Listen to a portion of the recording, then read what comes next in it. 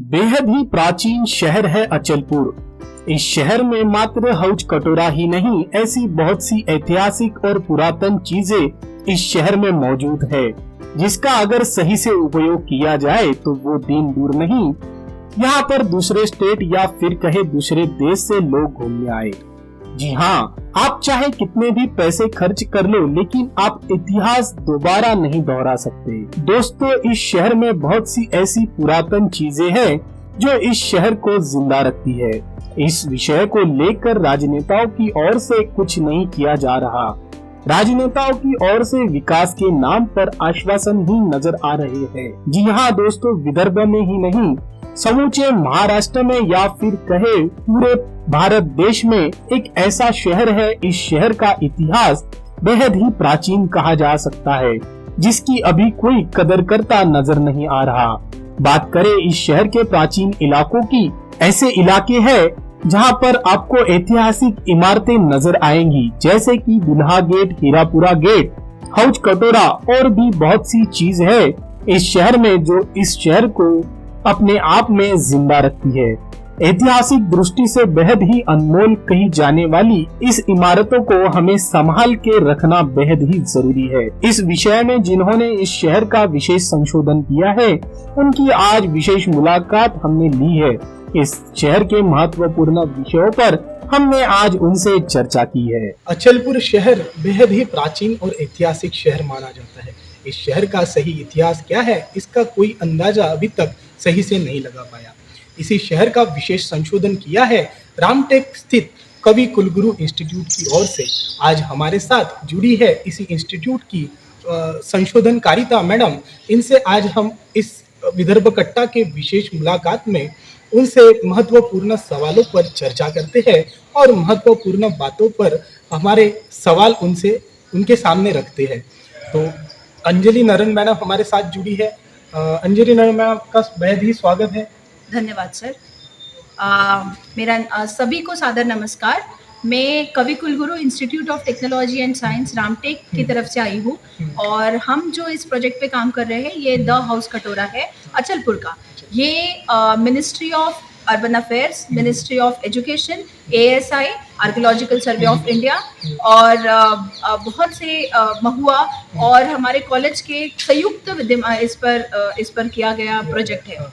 और इसमें 15 विद्यार्थी और मैं हम लोगों ने इसको 5 जुलाई 2022 से 5 अगस्त 2022 तक अंजाम दिया है। और ये जो अचलपुर का जो प्रोजेक्ट है, ये हमें उन्हीं के थ्रू, मतलब पूरे भारतवर्ष से 238 कॉलेज है जो कि जल धरोहर संरक्षण मिशन अमृत सरोवर, ये 75वीं वर्षगांठ जो हम मना रहे हैं आज़ादी की, उसी के अंतर्गत ये प्रोजेक्ट हमें मिला गया है और हमने इसको एक संपन्न किया। और मुझे बताते हुए बेहद आनंद हो रहा है कि 12 से 14 अगस्त तक उसका एग्जीबिशन भी था, जो कि आज उसका समापन है। मैडम, ये शहर आपने चुना, इसकी क्या खास वजह हो सकती है जो अन्य शहर छोड़ के, ऐतिहासिक शहर छोड़ के यही एक महत्वपूर्ण ऐतिहासिक शहर आपने चुना? ये शहर हमने चुना बोलने से अच्छा होगा कि जो गवर्नमेंट की अथॉरिटीज है जिन्होंने ये प्रोजेक्ट लिया, उन्होंने यह शहर चुना क्योंकि उन्हें बहुत सी खूबियां इसमें दिखाई दी। क्योंकि ये जल धरोहर संरक्षण स्कीम है मिशन अमृत सरोवर, जिसमें वाटर कैचमेंट एरियाज जो भी जल स्रोत थे उसको चुना गया। उसमें हौज कटोरा जो आप देखते हैं अचलपुर, सिर्फ 4 किलोमीटर की दूरी पर है आपके अचलपुर से, वो प्लेस सिलेक्ट हुई। तो पूरे भारतवर्ष से 300 वाटर बॉडी सिलेक्ट हुई थी, उसमें से हौज कटोरा एक था, जिसमें 238 महाविद्यालयों ने भाग लिया था, जिसमें विदर्भ का केवल एक ही कॉलेज था जो कि हमारा था, कवि कुलगुरु institute of technology and science. हम डिपार्टमेंट ऑफ आर्किटेक्चर के प्रतिनिधित्व कर रहे हैं इस प्रोजेक्ट के लिए और उसी के अंतर्गत हमने ये काम किया। मैम, आपने जो संशोधन किया इस शहर के विशेष भाग, मतलब एक एरिया का, जैसे कि हौज कटोरा, उसमें आपने क्या रहस्यमयी कहानियाँ, जैसे क्या आपने विशेष उसमें देखा? जैसे कि आप जानते हैं कि जो हौज कटोरा है, इस पर बहुत सी मनगढ़ंत कहानियां बनी हुई है। इसे आप हौज कटोरा या जो अलग अलग नाम भी देते हैं, लेकिन इसे हौज कटोरा ऐसे बोला जाता है। और इसका टेंटेटिव ईयर ऑफ कंस्ट्रक्शन जो है, ये 13 से 14वीं शताब्दी में बनाया गया है, ऐसा बोलते हैं। इसके जो बहामन शाह, आपको पता होगा बहामन शाह जो किंग है, उनकी बहामन शाह डिनास्टी जो है उसके अंतर्गत 4 प्रोविंसेस थे, जिसमें एक था बीदार, एक था गुलबर्गा, एक था दौलताबाद और एक था बेरार। जो अचलपुर है ये बेरार प्रोविंसेस में आता है, और जिसमें आपका अलाउद्दीन इमाद शाही, ये डायनास्टी के अंदर ये हौज कटोरा बना है। और ये हौज कटोरा जो है ये हिस्टोरिकली बहुत ही इंपॉर्टेंट प्लेस है, जिसको एक रिजनोवेशन मतलब एक वाटर पॉइंट था जिसमें राजा के थोड़ा समय शांति से मतलब वो बिता सके, ऐसा समय बिताने के लिए वो एक रिजनोवेशन पॉइंट था जहाँ पे वो जाके रेस्ट करते थे। यही उसका एक मेन पर्पस था। ये शहर से बाहर रखा गया, इसीलिए अपन कह सकते हैं जैसा कि यहाँ पे ऐतिहासिक धरोहरें है, जैसा गेट है, और जो हौज कटोरा है वो एकदम ही शहर के बाहर कहा जा सकता है। तो इसी हिसाब से आपने वो अंदाजा लगाया कि राजा के जैसा आराम करने के लिए वो यूज किया जाता था।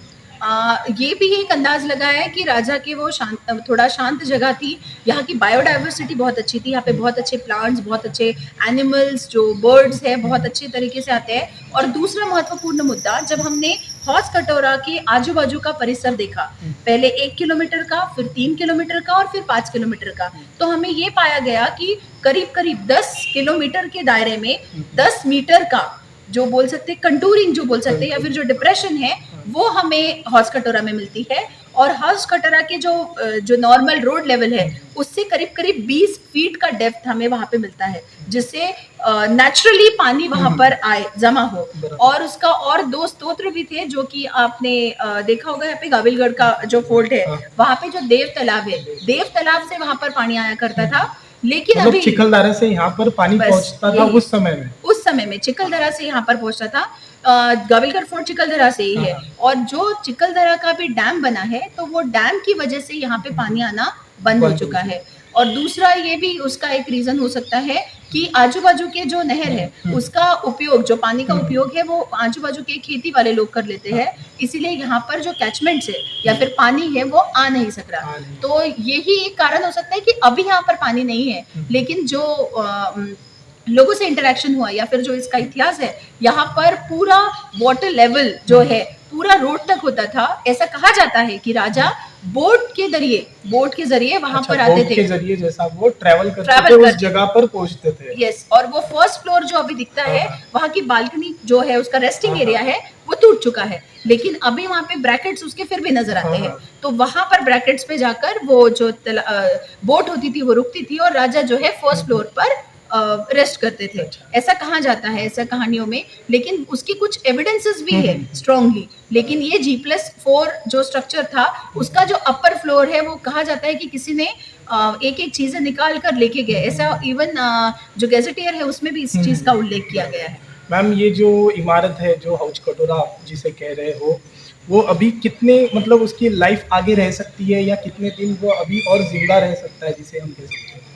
अभी जो रिसेंट हम 1.5 महीने से इसका काम कर रहे हैं या हम जो ऑब्जर्व कर रहे हैं, हमने यहाँ पे साइट विजिट्स की, तो यहाँ पर हमें ये पता चला कि उसकी जो अवस्था है वो बहुत ही दयनीय है, क्योंकि ऊपर से सारी वॉल्स एक दूसरे से छूट रही है, बहुत से आर्चेस से उसके की स्टोन निकल गए हैं, तो वो पूरा का पूरा आर्च भी डिलैपिटेड हो गया है। तो ये स्ट्रक्चर को अगर हमने बहुत जल्द तुरंत कुछ ही दिनों में अगर हम कंजर्व नहीं करेंगे तो ये स्ट्रक्चर पूरी तरह से टूट जाएगा, जो कि एक बहुत बड़ा नुकसान माना जाएगा आपकी इस धरोहर का, इस पूरे अचलपुर सिटी का।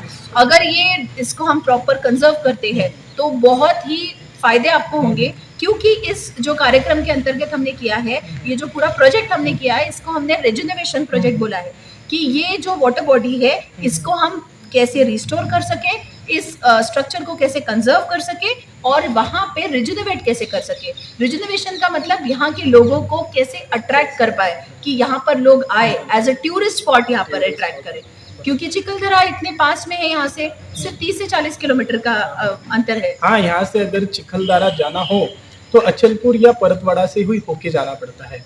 हो सकता है कि अपने भी शहर अचलपुर शहर में लोग अपनी छवि छोड़ जाए या मुलाकात देकर जाए।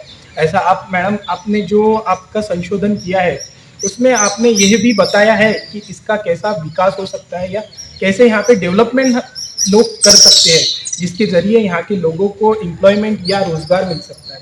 इसके बारे में आपने ग्राफिक्स भी बेहद सुंदर तरीके से बताई है। इसके बाद में आपने किस तरह से चेंजेस ला सकते हैं या किस तरह से यहाँ पर्यटक आ सकते हैं, इसका भी बहुत खूबसूरत तरीके से प्रदर्शन किया है। इसके बारे में क्या कहेंगे? जी हाँ, हमारे पूरे 15 विद्यार्थियों ने मेरे साथ बहुत ही अथक परिश्रम किया है और दिन रात काम करके हमने 1 महीने की अवधि में ये पूरा संशोधन भी करके इसके प्रपोजल्स भी बनाए हैं। उसको वॉक थ्रू के ज़रिए, डॉक्यूमेंट्रीज़ के ज़रिए हमने उसको कंप्लीट किया है। इसमें हमने सबसे महत्वपूर्ण जो मुद्दा रखा था कि यहाँ के डेवलपमेंट का। तो यहाँ पे हम जो चीज़ें हैं, मतलब जो हौस कटोरा है, हौस कटोरा के बाजू में जो लैंड है उसको लैंड एक्विजिशन के अंतर्गत यहाँ पर कंजर्व करके वहाँ पर हम चाहते हैं कि ऐसा टूरिस्ट स्पॉट बने कि वहाँ पर इंफॉर्मेशन मिले इस पर्टिकुलर हौस कटोरा की और अचलपुर की। दूसरी बात, यहाँ पर एक छोटा सा टिकट काउंटर, इंफॉर्मेशन सेंटर, एक छोटा सा म्यूजियम और उसके बाद में यहाँ पे रहने की खान पान की व्यवस्थाएं भी हो।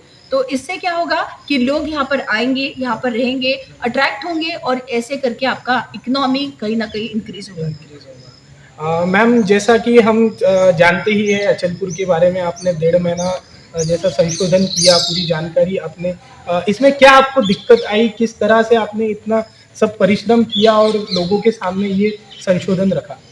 देखिए, जब हमें पता चला तो हम तो खुश भी थे जब हमें प्रोजेक्ट मिला और थोड़े चिंतित भी थे क्योंकि एक चुनौती थी, क्योंकि रामटेक से ये 7 घंटे का डिस्टेंस है। बेहद, मतलब 8-7 घंटे, 7 से 8 घंटा जाना, 8 घंटे आना, इसमें रुकना, ये मतलब ट्रैवल बहुत भारी पड़ जाता है इसमें।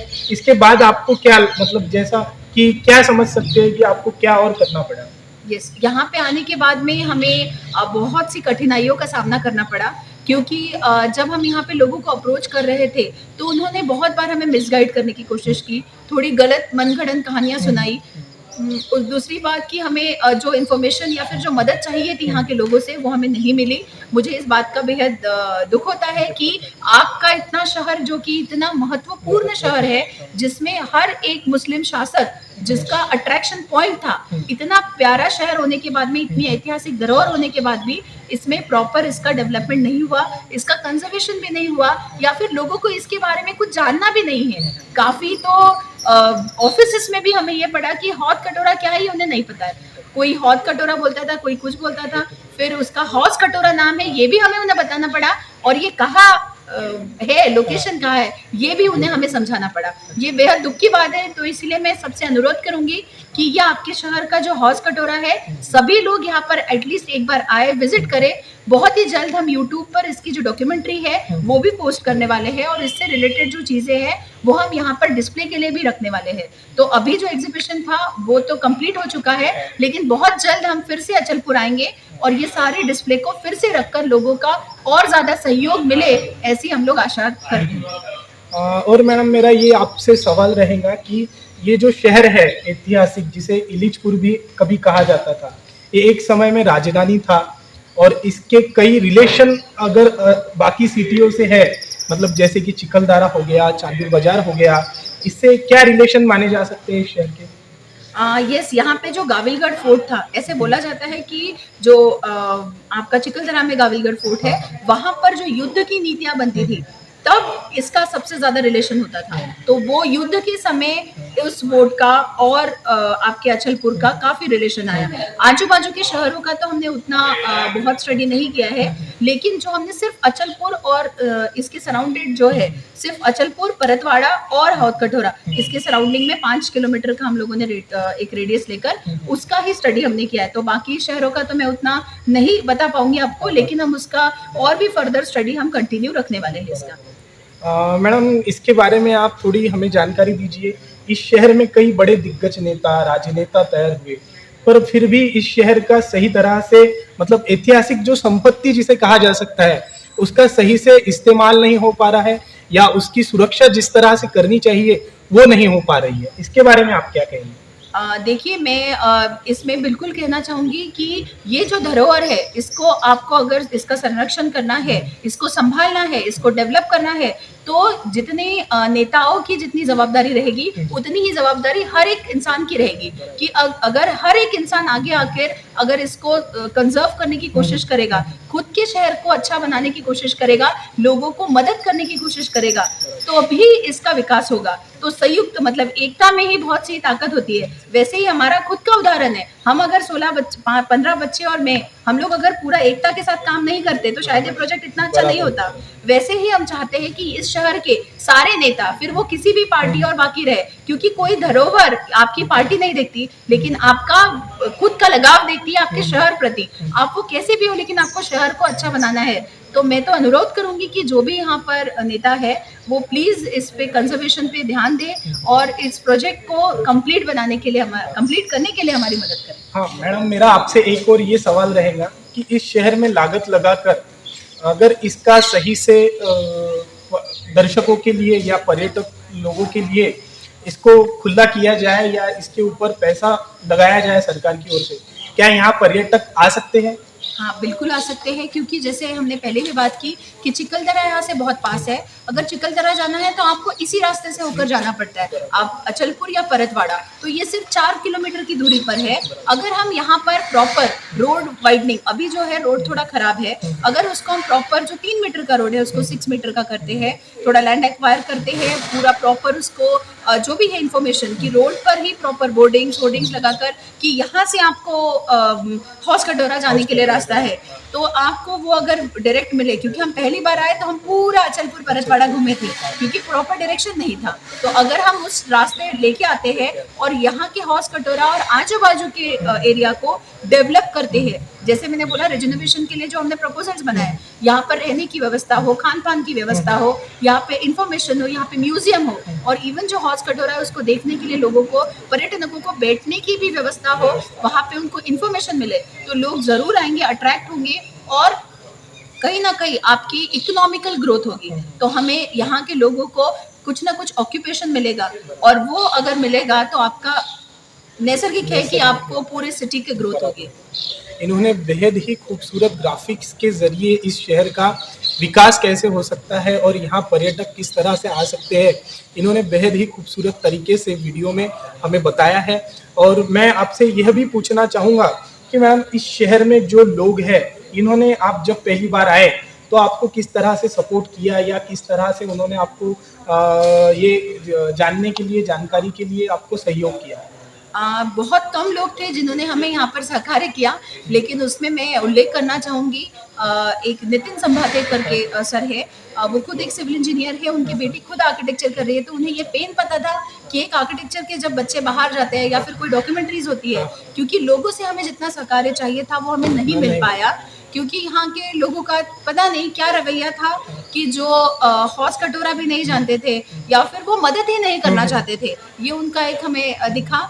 तो होपफुली नेक्स्ट टाइम आएंगे अगर कोई भी, तो लोग मदद करेंगे, और ताकि हमें जो शुरुआती दौर में जो कठिनाइयों का सामना करना पड़ा वो नहीं होगा, क्योंकि हमें जो सपोर्ट था, जैसे हमारे विभाग प्रमुख है मैम कल्पना ठाकरे मैम, और जो हमारे प्रिंसिपल है अविनाश श्रीखंडे, डॉक्टर अविनाश श्रीखंडे सर, उनका बहुत ही एक्सट्रीम सपोर्ट हमें था। उनकी सपोर्ट से हम यहाँ तक तो पहुँच पाए, लेकिन यहाँ पे जो जितना सपोर्ट मिलना चाहिए वो नहीं था। सिर्फ हमें आर्कियोलॉजिकल सर्वे ऑफ इंडिया जो नागपुर चैप्टर है उसमें मिलिंद अंगाइतकर सर है जो हमारे नोडल ऑफिसर है, और शिल्पा मैडम करके है, तो इनका भी एक सपोर्ट था, तो उसकी वजह से हम यहाँ पे कार्य हमारा कंप्लीट कर पाए। लेकिन लोकल जो गवर्नमेंट का हेल्प चाहिए था वो हर कोई दूसरे की तरफ डायरेक्ट कर वो हमें आगे बढ़ा दिया करता था। तो इसीलिए शुरुआती दौर में, अभी तो एग्जीबिशन के लिए हमें नगर परिषद की तरफ से भी मदद मिला, यहाँ के तहसीलदार सर से भी, और इवन एसडीएम सर से भी हमें मदद मिली, लेकिन पहले हमें जब हम पढ़ाई कर रहे थे, जब हमें थोड़ी सहायता की जरूरत, तब वो सहायता हमें गाँव वासियों से नहीं मिली। और मैडम, मैं आपसे ये पूछना चाहूँगा कि और किस तरह से इसका एक रिलेशन जो बाकी शहरों से था, अभी भी लोग कहते हैं कि यहाँ पे संपत्ति बहुत है या धन जिसे कहते हैं वो भी इस शहर में है, तो इसके बारे में आपको कुछ जानकारी या आपके कोई संशोधन में इसकी कोई क्लू वगैरह जो है जिसे कह सकते हैं वो मिला है आपको? सर, हम इस चीज़ पे संशोधन कर रहे हैं, क्योंकि जब हमने पूरी हिस्ट्री देखी अलाउद्दीन खिलजी से लेकर अब तक का जो रिसेंट एम्पायर जो भी रहेगा आपका, जो भी नवाब जो थे लास्ट, वहां तक कि इसमें देखा जाता है कि हर एक इस्लामिक शासक यहाँ को मतलब इस शहर को बहुत ही चाहता था, सभी को इस पर राज्य करना था। तो यहाँ पर कुछ तो ऐसी चीजें होगी जो भी हिडन है, क्योंकि हम वहां तक नहीं पहुंच पाए हैं, लेकिन हमारा संशोधन अभी भी जारी है कि कौन सी वो एक ऐतिहासिक जो धरोहर है वो तो है ही, लेकिन कोई बोलता है यहाँ पे गुप्त धन है या कोई है, तो ऐसी मनगढ़ंत कहानियां भी है। तो हम उस एंड तक तो नहीं पहुंच पाए, लेकिन निश्चित ही यहाँ पर बहुत सी ऐसी चीजें हैं जो अभी भी अनएक्सप्लोर्ड है, जो कि इसीलिए पूरा, जैसे मैंने आपको उदाहरण भी दिया था, जयपुर जैसे सिटी है कि जो पूरा सिटी ही कंजर्व करने लायक है, पूरा सिटी ही हेरिटेज है, वैसे ही अचलपुर में भी बहुत सी अनगिनत ऐसी ऐतिहासिक धरोहर है जिसे हमें अभी भी ढूंढ कर प्रिजर्व करना जरूरी है। नहीं तो क्या होगा, लोग क्या कर रहे हैं, उसको अनऑथराइज्डली वहां पर कब्जा कर रहे हैं, रह रहे लोग, उससे क्या होगा, जो हमारी ऐतिहासिक धरोहर है ऐसी नष्ट होती जाएगी और हमारे हाथ में कुछ भी नहीं बचेगा। ऐतिहासिक धरोहर इतनी मतलब जरूरी है कि हम कितनी भी लागत लगाकर ये पुरातन जो चीजें हैं उन्हें बना नहीं पाते। हमें जरूरत है कि इसे संभाल के रखें। और आज इस शहर में आज भी अगर आना हो तो शहर के गेट जो महत्वपूर्ण गेट है उन्हें ही पार करके इस शहर में आना होता है। इसके बारे में क्या कहेंगे मैडम आप? जो ये अचलपुर शहर है, इलीचपुर जिसे कह सकते हैं, इसमें अगर इंटर करना हो तो आपको हर तरफ से दरवाजे भी दिखाई देंगे या दीवार जो है पुरातन जो है वो आपको देखनी ही पड़ेगी, ऐसा कह सकते हैं। जी हाँ, यहाँ पर 7 गेट है ऐसा माना जाता है, और हमने उसमें से कुछ गेट्स देखे भी है, जिसमें दूल्हा दरवाजा है, नागपुरी है, बुंदेलशाह दरवाजा है, हिंदी हीरापुरा दरवाजा है, महीपुरा और बेहबा दरवाजा है, बेहबा बाग। और वहाँ के इवन रानी और राजा का जो महल बोलते हैं वो इवन कंफ्यूजन में ही है कि कुछ बोलते हैं ये रानी महल है, कुछ बोलते हैं राजा महल है। और ये जितने दरवाजे मैं आपको बता रही हूँ उसमें मेजरली जो दूल्हा दरवाजा है वहां से तो अगर हमें इवन जब हम साइड से भी आ रहे थे हौस कटोरा से, और अगर हमें परतवाड़ा में एंट्री करनी है तो हमें उसी दूल्हा दरवाजा से आना पड़ता है। तो इन शॉर्ट अगर पूरा ही सिटी हम देखें तो इधर हमें फोर्टिफिकेशन वॉल दिखेगी या तो दरवाजे दिखेंगे। तो इसीलिए आप जैसी एंट्री करोगे तो एक फीलिंग आ जाएगी कि आप कोई हिस्टोरिक सिटी में अंदर जा रहे हो। बराबर है। और मैडम यहाँ पे अलाउद्दीन खिलजी भी जो है उसने भी यहाँ पे मुलाकात दी थी, वो आया था, उसके बारे में आपने थोड़ी शॉर्ट में हमें जानकारी दीजिए। अलाउद्दीन खिलजी जो है उसकी डायनास्टी से यहाँ पर मैंने जैसे बोला आपको हर एक इस्लामिक शासक यहाँ पहुंचा है और उसे ये बहुत ही अट्रैक्शन पॉइंट लगता था।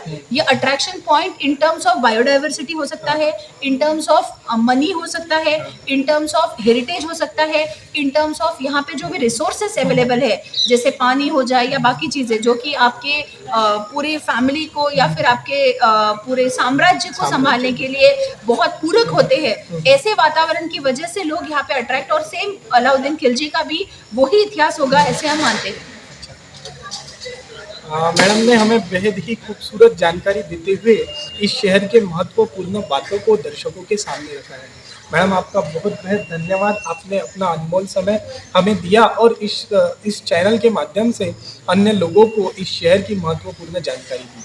Thank you very much sir, आपने हमें ये मौका दिया कि हमने जो काम किया है ये लोगों तक पहुंचा सके। थैंक यू वेरी मच, मैं बहुत तहे दिल से आभारी हूँ और मैं department of architecture kids Ramtek की तरफ से आपको तहे दिल से धन्यवाद करती हूँ। और जिन्होंने भी प्रत्यक्ष और अप्रत्यक्ष रूप से इस प्रोजेक्ट को कंप्लीट होने में हमारी मदद की उन सबका धन्यवाद करती हूँ। Thank you.